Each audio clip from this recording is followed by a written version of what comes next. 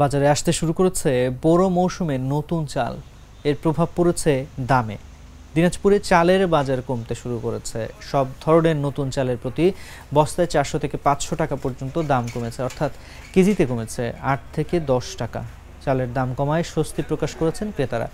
বাজার তো যথেষ্টই কমছে, মোটামুটি বলা যায় যে ক্ষেত্র বিশেষে 450-500 টাকা পর্যন্ত কমছে। এই যেগুলো চালই আমরা বেশি 3500-3550 টাকা, এখন তো আমরা 2950 টাকা বেচতে পারতেছি মিনিকেট। আগে চালের বাজারটা খুব ঊর্ধ্বগতি ছিল, মানুষের করার ক্ষমতার উপর দিকে চলে গেছিল। এখন মানুষের একটা করার ক্ষমতার দিকে স্থিতিশীল আসছে, চালের বাজারটা কিছুটা নিয়ন্ত্রণে আসছে।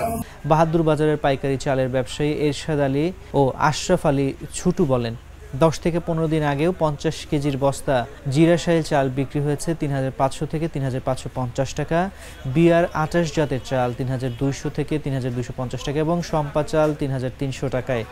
দাম কমে এখন জিরাশাইল 3050 টাকা, বিআর 28 জাতের চাল 2750 থেকে 2800 টাকা এবং সম্পা চাল 2900 টাকায় বিক্রি হচ্ছে। শনিবার দিনাজপুর শহরের সবচেয়ে বড় চালের মোকাম বাহাদুর বাজারে ঘুরে এই চিত্র দেখা গেছে।